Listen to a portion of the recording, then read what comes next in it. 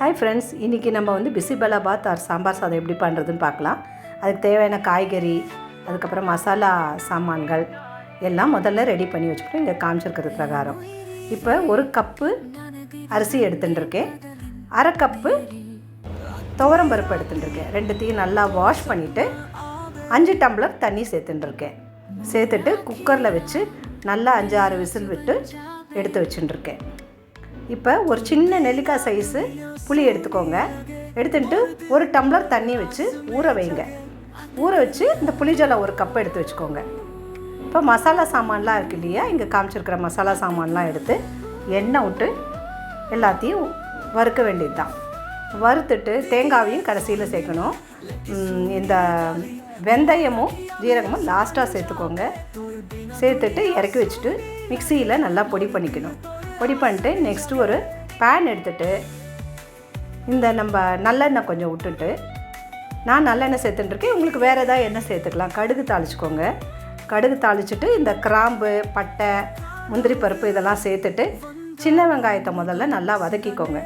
நல்லா வதங்கினவுடனே மற்ற காயெல்லாம் சேர்த்துக்கோங்க.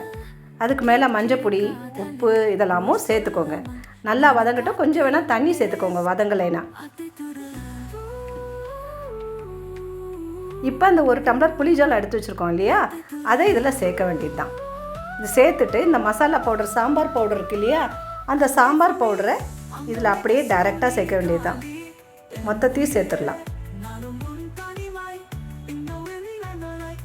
சேர்த்துட்டு நல்லா ஒரு கொதி விடணும். 10 நிமிஷம் கொதிச்சா போதும். நல்லா புளி வாசனை போயிடும். ரொம்ப டேஸ்ட்டாக இருக்கும்.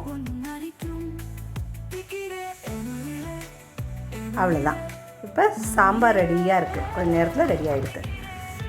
நெக்ஸ்ட்டு நம்ம இந்த சாதம் வடித்து வச்சுருக்கோம் இல்லையா, சாதமும் துவரம்பருப்போம், அதை எடுத்து அது பேனில் போட்டு ஒரு கலரிட்டு இந்த சாம்பார் ரெடி பண்ணியிருக்கோம்ல, அந்த சாம்பாரை இதில் மிக்ஸ் பண்ண வேண்டியது தான். மிக்ஸ் பண்ணிவிட்டு நம்ம சாதத்துக்கு உப்பு சேர்க்கல, அதனால் உப்பு சேர்த்துக்கோங்க. நான் இங்கே கொஞ்சமாக தான் உப்பு காமிச்சிருக்கேன், பட் இன்னும் கொஞ்சம் உப்பு சேர்த்துக்கணும். சேர்த்துட்டு அது மேலே நெய் விட வேண்டியது தான். கொஞ்சம் நேரம் ஒரு கொதி வந்தவுடனே இறக்க வேண்டியது தான். சாம்பார் சாதம் ஆர் பிசிபலாபாத் ரெடி.